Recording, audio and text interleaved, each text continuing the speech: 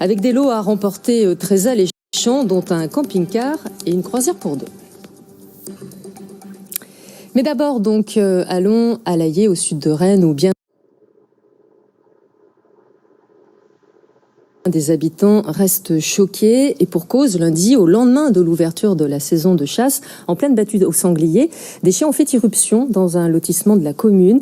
Ils ont tué 2 chats et blessé un 3e, de quoi provoquer de l'émoi et des tensions. Mylène Villaverde, Karine Andouche, reportage. Qui était acculé en fait dans cet endroit-là, et Stéphane a pu passer en fait du chemin pour justement réussir à récupérer le chat, en tout cas voilà, selon ses dires, pour justement le sauver des morsures des chiens.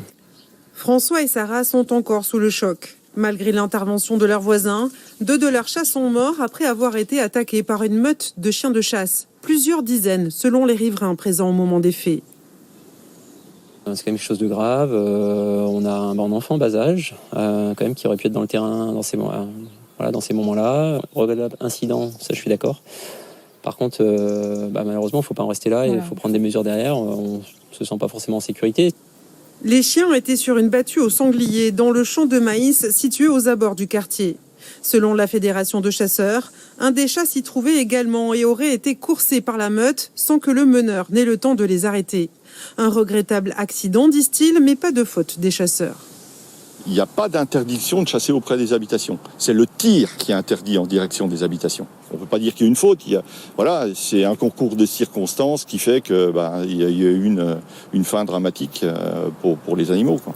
Mais l'incident est immédiatement relayé par Forest Shepherd, un collectif anti-chasse qui n'hésite pas à dire que la maire de la commune organise elle-même des battues sur ses terres.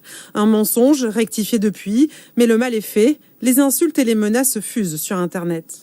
Sans laisser de côté évidemment le choc reçu par les victimes et les habitants, là actuellement je suis fortement choquée personnellement par les attaques que je subis tant sur les réseaux sociaux que sur les mails, la boîte mail de la mairie.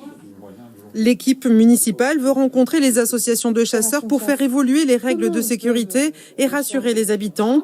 Madame le maire envisage tout de même de porter plainte. Les propriétaires des chats, quant à eux, dénoncent la déferlante de haine et appellent à plus de sérénité. Nous sommes dimanche et traditionnellement, c'est jour de match dans le foot.